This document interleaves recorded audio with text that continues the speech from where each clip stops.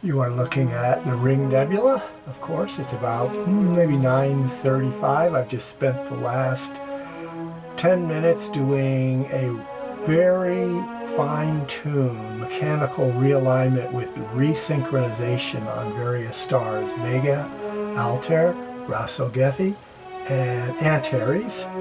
And then when I went to M57, it ended up with within maybe 3 arc minutes of the center of the field on the display. So not bad. All that bodes quite well for tonight's exploratory series, which will begin with NGC. I believe it's going to be 6450. And we will go from 6450 to 6500. Let me confirm that. It's hard to read right now. Yeah, that's right. 6450 to 64, almost 6500. 6499. Typically in a range of 50, I only find about 20 studies. At least that was the experience I had last time, of the 50 that fall within the range of about 35 degrees declination south to 35 declination north, which covers some 70 degrees of the sky. Not the best 70 degrees, but everything culminating above the hills to the due south, plus almost overhead, except for the roof tries will block the aperture of the telescope. So anyway, we haven't achieved sky dark. The sky is still obviously blue. And tonight we will begin with 6450, and that may prove to be a NGC that really has been determined to be nothing other than a star or some indefinite object, because the catalog seems to be about 15 to 20%. And don't quote me on that figure, filled with inaccuracies. So, there's our look. 128 flood, 42 decibels of AGC of Messier 57, and it will continue to degenerate in terms of its contrast as the sky gets darker, because we're really rather overexposed for a pure dark night. Now we've made a leap of probably 70 degrees spatially to Messier 4, which is quite close to Antares, just as the Ring Nebula M57 was close to Vega. And I'd say it's about 70 degrees. M4 is culminating to the south. Once again, it's just a minute or two later than our look at the Ring Nebula, but we're getting a pretty decent view of M4. And keep in mind that we use Messier 4, the globular cluster, in Scorpius as a baseline cluster for determining relative brightness and size of other globular clusters.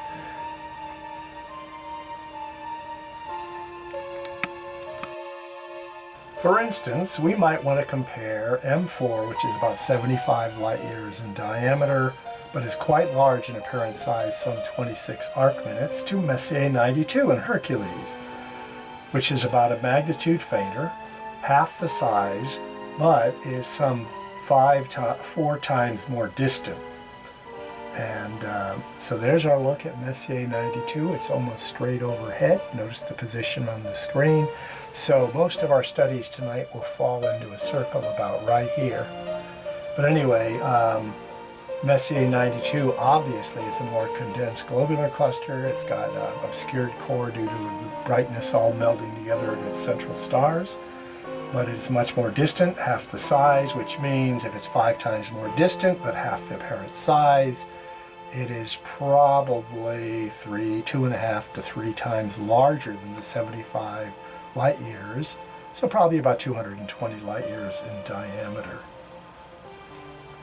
From this point on, we will be searching for NGCs beginning at 45, if I can recall this, at 6450, and then progressing to 6499, our exploratory series for the evening. Okay, let me tell you about NGC 6450. It's classified as a nothing in Hercules. There's no information available. All we have is the right ascension at 17 hours, 47 minutes, 32 seconds, and the declination, plus 18 degrees, 34 minutes, 30 seconds. Apparently, J.L.E. Dreyer put together a catalog based on a lot of other observers' information. He entered a value in for something which never was seen again. It's possible it wasn't there. It's possible the scope was misaligned and somebody observed something else and thought it was actually some kind of deep sky study, a galaxy, a cluster, a nebula. Or it's possible that, but maybe it was a real comet. However, by the time it was followed up on, there was nothing to be found at those coordinates. And you will find between nothings and stars that, like I said, about 20 to 25% of the NGC catalog is just that. If you see something on the screen, hey, maybe there really was something there. Whereas NGC 6451 in Scorpius actually does exist. It's an open cluster, magnitude 8.2, about 8 arc minutes in size, consisting of about 80 stars, with its brightest stars magnitude 12. It's a class II1. I've still got to look that stuff up. 6,800 light years distant. Now I can only imagine, and about minus 30 degrees, so we're getting close to the work envelope of the scope over the hills, which anything after minus 35, I think I'm going to have some difficulty turning up. Anyway, you can see the cluster in here. Once again, the sky is yet to become dark. And since we're 5 days from the new moon on the waning cycle, we should get a pretty dark sky tonight, particularly given the fact there were very few clouds in the sky during the day here in the John Day Valley. Okay, once again, I mentioned that we have yet to achieve sky dark. This is NGC 6452. It's a galaxy in Hercules. We may have to come back to this. It's tiny. It's 6 by 0.6 by 0.6 arc minutes. Basically, that means something like 35 by 35 arc seconds. Magnitude 15.5. It's a spiral galaxy of class P, so it must have some peculiar aspects to it. 396 million light years distant. It's in a good position. 20 degrees, 50 arc minutes north. If we see it on the screen at all, I'll be impressed. Magnitude 15.5 galaxies are easily achievable when it's dark out, but it would be a real challenge to see it under these conditions. We may have to come and revisit it again later in the evening. Well, I do believe I see this one. It's NGC 6453, a globular cluster in Scorpius. Magnitude 10.2, smallish, 3.5 arc minutes. It's a class 4, so fairly condensed. They range from 1 to 12. 36,000 light years distant. It's also minus 34 degrees, 35 minutes. So if we're seeing this at all, I do believe it might be visible on the screen. But once again, I'm going to have to say, we may have to come back and revisit 6453 later when it gets a little dark.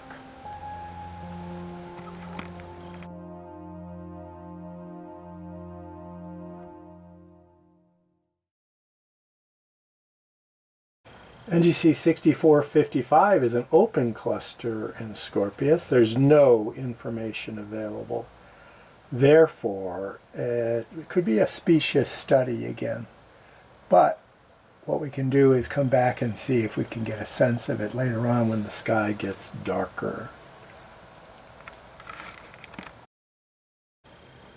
NGC 6458, it's a galaxy in Hercules.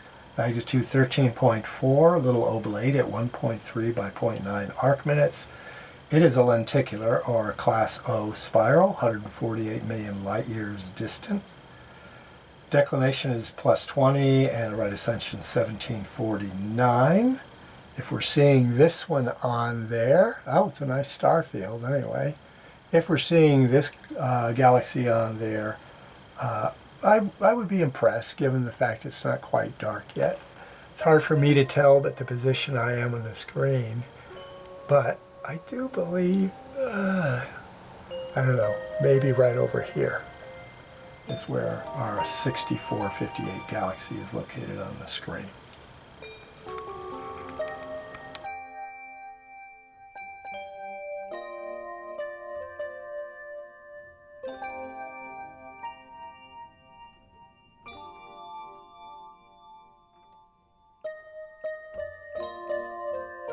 Well, when I navigated to 6460, there was probably only a couple of ticks of the stepper motors on the drive mechanism. I can see a galaxy right here. 6460, magnitude 13.1, a little larger than the last one, 1.9 by 1.1 arc minutes. It's a spiral with a lowercase c, so that means it probably has a small core. 153 million light years distant, plus 20 degrees 45 on the declination. So in pretty decent sky position. I will note, however, the sky is starting to lose its color. We're probably pushing 10 o'clock. I should look at that handset here to determine what time it is before we push on to our next one, because we're getting close to sky dark, maybe in another 10 or 15 minutes.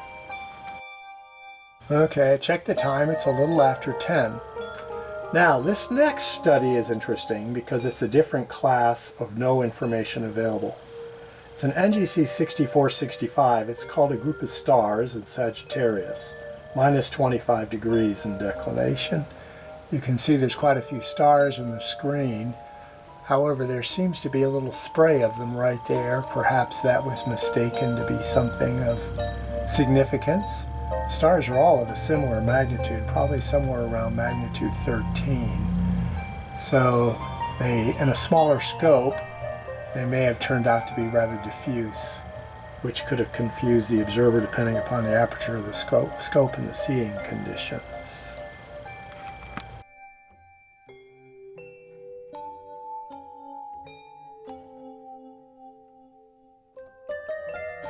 NGC 6467 is also NGC 6468. It's a galaxy in Hercules, magnitude 12.5, 2.6 by 1.7 arc minutes. It's a spiral with a little p, which means it probably has some peculiarities to its configuration.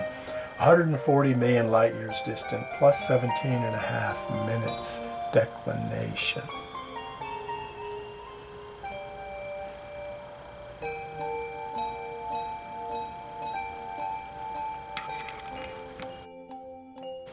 NGC 6469, an open cluster in Sagittarius, magnitude 8.2, 12 arc minutes in size, some 50 stars. It's a class 3-2, 3,600 light years distance. Declination is minus 22 degrees and 16 minutes. A nice sprinkling of stars on the screen. Kind of gives you a little circularity there with somewhat of a core there. But it is a pretty star field, isn't it? The stars are pretty tight.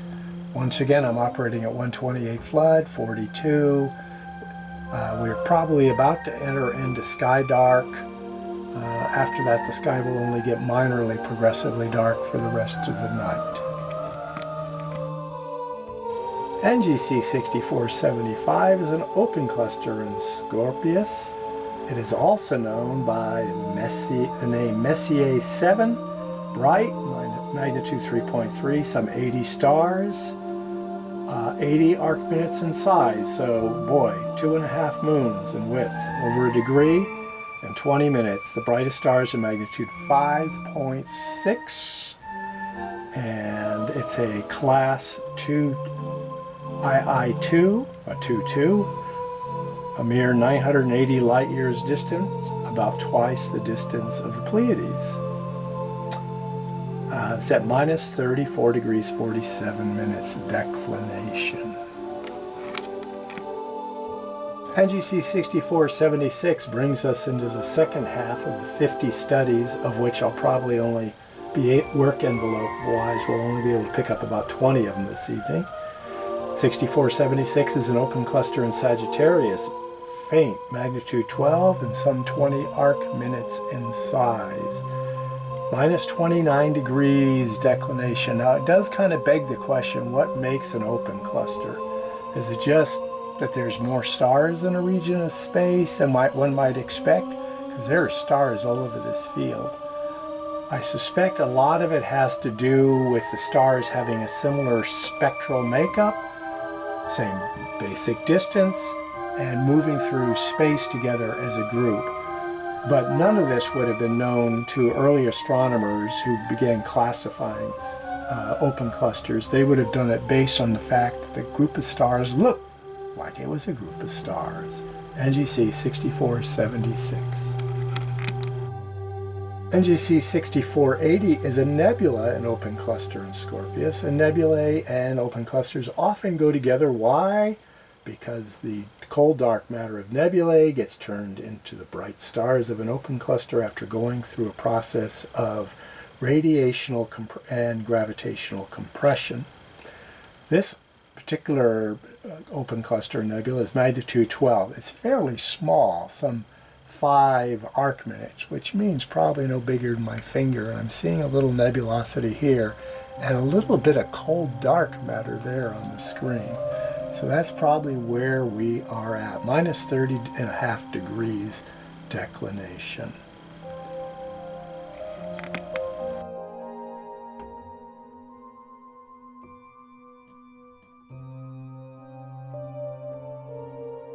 NGC 6481 is another star group, which may mean that after it was originally discovered to look like a group of stars, they determined that the stars weren't part of a gravitationally bound system. 6481 happens to be in Ophiuchus. It's at plus 4 degrees and 10 arc minutes above the celestial equator. There's no information available on this other than the fact that it's a group of stars. And that makes sense because there's no particular information that they can apply to all of them, other than that they're kind of a line-of-sight group. I'm not seeing any particular group of stars. I do see a couple of faint stars right in there. But, to each his own.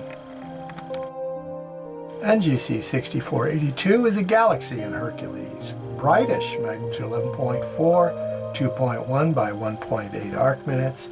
It's an elliptical 3, which means it's like a little more oblate than a circle. In E1, E0 would be a perfect sphere. E1, E3, kind of footballish. This one's 181 million light years distant. There's also a P attribute to this, which means it might have some peculiarities. Ellipticals are always something that look pretty much like globular clusters without a bunch of stars around, however. It's at plus 23 degrees and 4 minutes declination. If you're wondering why I skip around quite a bit, there have been a number of, half of what I've turned up on the database here on the handset for the Gemini 2 have been galaxies in Draco, which are beyond the reach of the scope in the observatory. NGC 6484 is another galaxy in Hercules, magnitude 12.3, 1.9 by 1.8 arc minutes, so pretty much a face-on. It's a spiral with a small bar, 143 million light years distant. I'm not seeing it on the screen. I'm hoping the scope is actually go-toing well, but it may prove visible on when I do put the video together tomorrow. So we'll look for it then. NGC 6485 is a galaxy in Hercules, magnitude 12.9, 1.5 by 1.4 arc minutes. Spiral with a small bar and a core. Visible core, 218 million light years distant. This one's at plus 31 degrees. We're not getting any blockage of the roof at this particular declination, so we get the full aperture on this one. Wherever the galaxy is, I can't tell you. We'll look for it mañana. NGC 6486, a galaxy in Hercules, one of the fainter ones of the evening at magnitude 15. Smallish, 0.8 by 0.8 arc minutes. It's a lenticular spiral, a class O, 360 million light years away. So it's probably about the size of our own galaxy. Our own galaxy would be about this size and potentially the same brightness at that distance. That's at plus 2949 degrees above the celestial equator. Hopefully it will turn up on the screen when I look at it tomorrow, because I do not see anything due to the fact that I'm way off axis, although I can see plenty of stars. It looks like a nice field.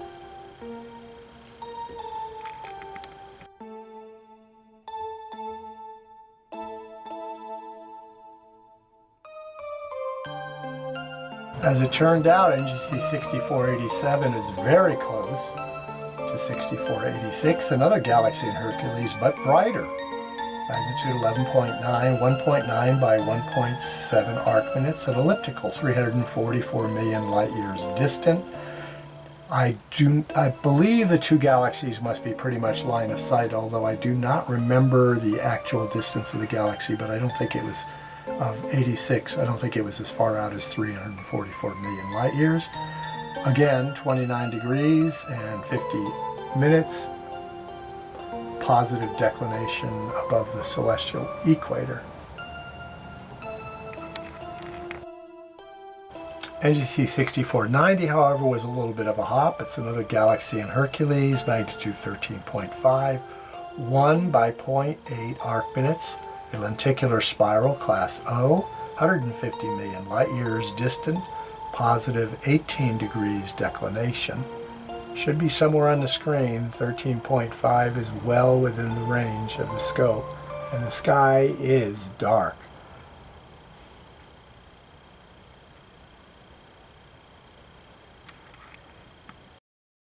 NGC 6494 is an open cluster in Sagittarius, and looking at that baby you'd probably say, hey, this has got to also be a Messier, and it is. Messier 23, magnitude 5.5, 27 arc minutes, pretty much puts it the size of the moon, which overfills the screen. 150 stars, the brightest are magnitude 9.2. It's a class III1, 2,000 light years distant, so it's far closer to us than it is the core of the galaxy, which is about 24,000 light years away, and this one's only 2,000, minus almost 19 degrees declination, and the stars are sharpening up. NGC 6495 is a galaxy in Hercules, magnitude 12.2. 2 by 1.8 arc minutes. It's an elliptical, 147 million light years distant. At plus 18, 19 arc minutes north declination. Somewhere on that screen. It should be pretty obvious at magnitude 12.2. Okay, now that it's darker, we're going to revisit NGC 6451. Remember, we did our last view of this cluster while the sky was still filled with color. It's an open cluster in Scorpius, magnitude 8.2, 8 arc minutes in size, with 80 stars. The brightest are magnitude 12. It's a class 2-1 at 6,800 light years distance, and minus 30 degrees 12 arc minutes in declination. Even so, it's quite pretty. And once again, after sky dark, we're revisiting NGC 6452. It's the faintest galaxy of the night. It's in Hercules, magnitude 15.5, small, 0.6 by 0.6 arc minutes, some 396 million light years distant, and our galaxy would do well to be as bright. It's a spiral with some peculiarities at the same distance. So basically we're looking at something that's similar to our own galaxy, if in fact we're seeing it anywhere on the screen, because I'm not seeing it from my angle.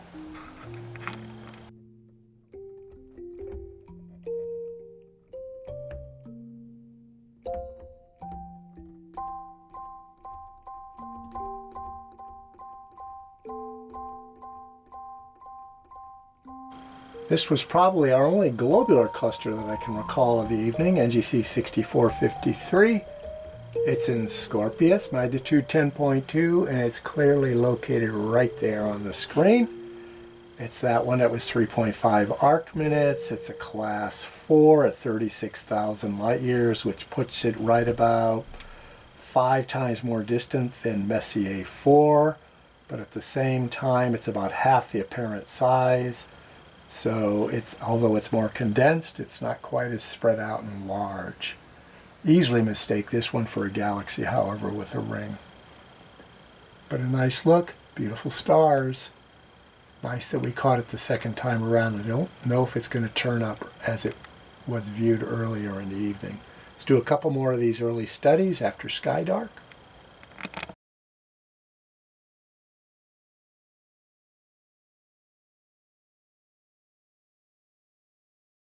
I do believe this will be our last recapitulated study of the evening, NGC 6458, a galaxy in Hercules, magnitude 13.4, 1.3 by 0.9 arc minutes, a lenticular spiral, class O, 148 million light years distant, and it's pretty obviously located right there on the screen.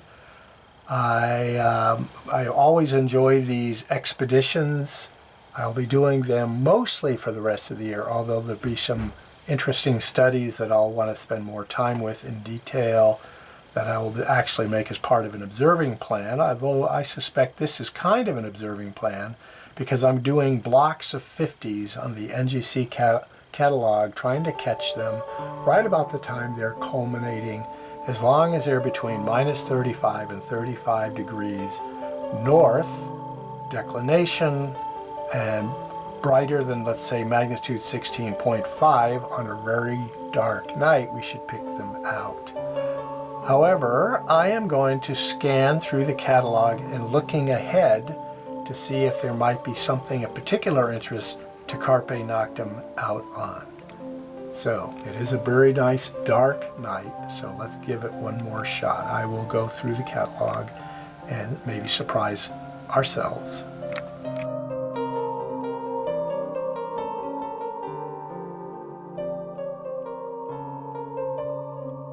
All right, this baby caught my eye, anticipating a later evening's observing. I'm not sure we're going to see it. It's NGC 6540. It's a globular cluster in Sagittarius. Big deal, globular clusters. This one is magnitude 14.6.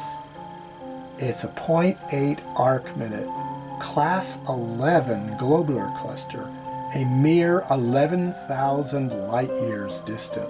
This blows me away.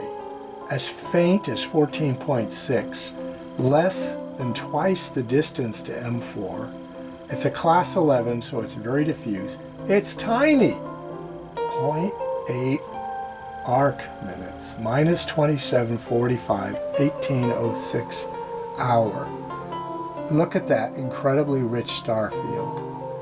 I have no idea whether or not there's anything that suggests a 14.6 magnitude globular cluster there. And I would never expect to see a globular cluster of that magnitude, simply because I think galaxies are easier to spot at the same magnitude as this. But anyway, somewhere on the screen it's present, and it is a rich field of stars. So might be interesting to pick through this. I'm going to leave you as the Carpe Noctem moment. NGC 6540, Carpe Noctem.